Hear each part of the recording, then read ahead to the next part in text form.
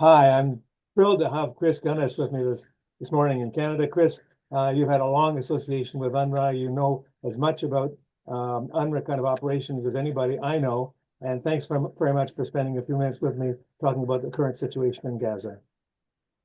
My pleasure, Peter. Chris, why don't we start there? So what is the situation in Gaza? You're as close to being on the ground as anybody I know. What's the situation? Well, we have to take a few steps back to understand that. There has been a blockade in place against Gaza, collective punishment in international law, since 2007. And then after the October attacks, we've seen what the Israeli government described as pretty much a total blockade. Food, fuel, and water were pretty much cut off. Then at the beginning of March, you had an absolute total blockade. So those aid agencies taking stuff in, they were completely banned. So from the beginning of March, pretty much, and for 3 months, you saw absolutely no food, no water, no electricity, no nothing. And remember that in previous conflicts, the food production, there used to be orange groves, agricultural land, that's all been bombed, food production factories, that's all been bombed. There is really no food production base in Gaza whatsoever. Bottled water has to be taken in. So that's the basis on which we start at the beginning of the 3 month of total blockade. And you now have a situation where there are well-confirmed cases of babies starving to death. There are confirmed cases of rickets in children, of bone deformations, of problems with gums and teeth. The Israelis have been blocking insulin going in, so little children with diabetes are not getting, the insulin they need. We're seeing cancer treatments, chemo tablets, for example, being blocked. We're seeing the peanut paste that's used to stop children dying of starvation, that was blocked, all on the grounds that Hamas was going to steal it. And Cindy McCain, the American head of the World Food Programme, said just recently that there was absolutely no evidence that Hamas was stealing aid. So it was a dire situation after decades of blockade. Then we had the war, then we had the absolute total blockade. So people are literally dying of starvation. And that's why I think it's really important for Canadian and other governments to focus.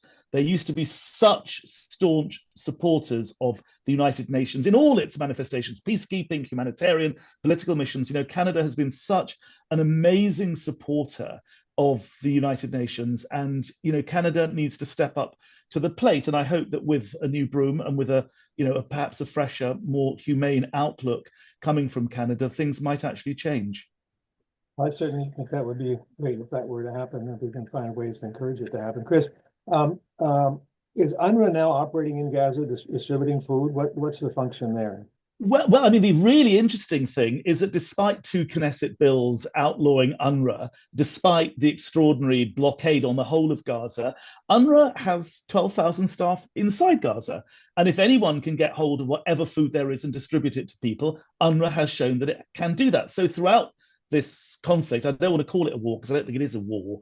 There are defenseless people in Gaza being attacked, and that's not a war. But throughout this conflict, shall we call it, UNRWA has continued to deliver food aid, and it's kept open its primary health clinics. So it's done amazing work because that is in UNRWA's DNA. That's what UNRWA does. UNRWA staff are refugees themselves. It's in their lifeblood. It's in the organization's history. I mean, UNRWA has been active in Palestine on the ground since the 1st of May, 1950. Well, it's still 75 years of proven track record. And of course, the other thing to say about UNRWA, the other thing to say quickly about UNRWA is that it has the infrastructure. Antonio Guterres called it the backbone of any humanitarian response. So UNRWA has the warehouses, it has the food distribution centers, it has the trucks, it has the staff. So, only UNRWA, whatever else people say about the United Nations, only UNRWA can stop Gaza starving to death. So UNRWA needs to be part of the picture. All the crossings need to be open for commercial and humanitarian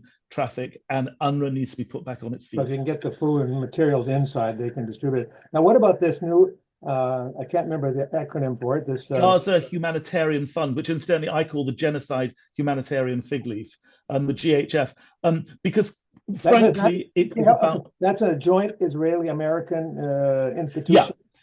Exactly. And the man who was basically creating it resigned just a few days before it became operational on the grounds that it could not base its operations on the four humanitarian principles about neutrality, impartiality, fairness. And of course, humanity is the first of those. Aid must be distributed on the basis of need. And it's very clear that it couldn't be, because people were being told, yes, it's an Israeli-American operation. So the army that's been committing a genocide against these people suddenly became an aid organization, go figure. And, you know, the country that's been supplying the genocidal military hardware that made that possible is also backing this. It's very clear that this is about the weaponization of aid. On its first day of operations, according to ICRC sources, 6 people were shot dead. There has to be an investigation, but I mean, of course, the finger of suspicion is pointing at the Israeli army, and 47 people were wounded with gunshot wounds. And you would have seen the pictures, Peter, of the sort of cattle pen I saw them, yeah. that they were brought to. I mean, it's such an indignity. I mean, Gaza should be the most successful economy on the Mediterranean, and they've been reduced to humiliating, abject aid dependency. It's an absolute disgrace.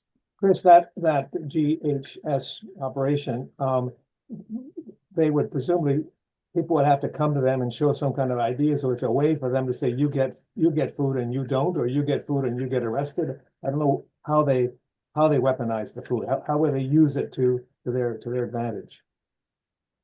Well, first of all, Israel has simply said to people, go. So there's forced displacement. That's right. What I would call the first step of the weaponization of aid. Then you might call that ethnic cleansing. That's certainly how the Palestinians see it. So that's before you even get to where you've got to pick up aid. It is possible at that point, because some people have to go through a checkpoint to do that. In order to go through an Israeli checkpoint, you have to show your ID, and they've got this lavender AI system, which has got names and names and names of people who they think are affiliated to Hamas. So that's another opportunity for this aid to be weaponized. But the more basic point is, I mean, UNRWA did aid. I was there, for sort of 13 years, but before that, UNRWA's been around, as I said, for 3/4 of a century. You have to talk to the community on the principle of no harm.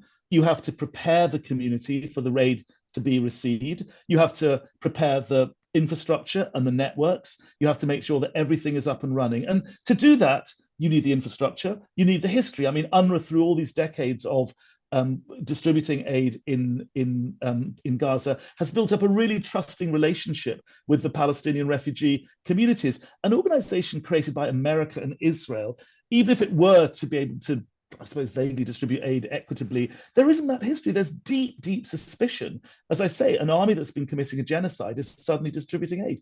Of course, it's not going to work. What we need is for this organization to be immediately suspended. We need all the crossings open for commercial.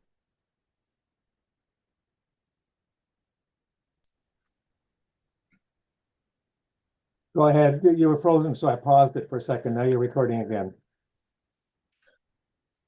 I did. Sorry, say that again. I paused it because you have frozen. You're back on stream right now. That's fine. Yeah. Okay, so let me just pick up. So of course, this is the weaponization of aid. Some would say it's the end game of genocide. People effectively are being told you either stay back in Gaza and you starve to death, or you leave. But there's no doubt, if you saw the first day of the operations, there was this undignified cattle pen, which people were sort of herded and corralled towards. And of course, I mean, I don't like to use the word looting of aid, because that suggests criminality. If you literally starve people of food to the point where they and their children are dying of starvation and malnutrition, and you bring in a couple of aid trucks and some aid is taken, that isn't criminal. What's criminal is the people who are actually inflicting that on the assisted population. So, we need to step back from all this and understand what's happening. And I think there are plenty of minds in Canada who are well capable of doing that. We need the political pressures to be activated. We need to see proper discussions with Israel about cutting off military and diplomatic and financial economic support as the price to be paid for continuing with these disproportionate attacks on civilians, all in the name of destroying Hamas, which of course is a political and social movement. You can't drop high altitude bombs on a political movement and think you're going to destroy it. Quite the reverse. You actually strengthen it. And then we need to see a massive ramping up, I hope with Canadian support, of a United Nations and INGO humanitarian response with UNRWA as its backbone. And that should be first of all, to stop the starvation, but then to begin to look at recovery and then the reconstruction. And, you know, I was in Gaza in 2014 after that war. Of course, it was nothing like as terrible and as destructive as the current round of conflict. But nonetheless, Gazans are resilient people. They're highly educated people. And it's amazing how quickly they will be able to recover. Mark my words. If I ask you to suggest what we should be asking of the government of Canada now, faced with the food issue, the humanitarian issue in Gaza, what should we be asking now? It needs to come out with a statement of full support for UNRWA and all the UN agencies in working in Palestine, both the Gaza Strip and the West Bank, including East Jerusalem. It needs immediately to back that up. There should be a flash appeal into which the Canadian government should contribute extremely generously. And I thank the people in the government of Canada for that, if that's indeed what they do. That's on the humanitarian side. This must be the first step in a longer term recovery and reconstruction plan. And then on the political side, I think there are clear steps that have to be taken to hold Israel to account. We've got the ICJ process, under which all member states of the UN are obliged not to be complicit in occupation and in genocide. And indeed, the Genocide Convention is very clear. There's an obligation to prevent genocide. So there have to be meaningful steps towards accountability. If Israeli plane flies over Canadian airspace with Netanyahu in it, it needs to be,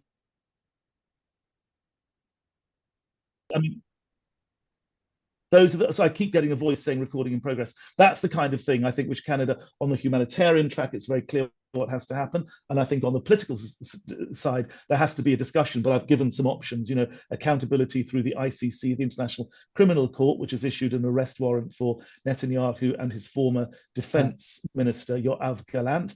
And I think the ICJ, there must be support for the ICJ process.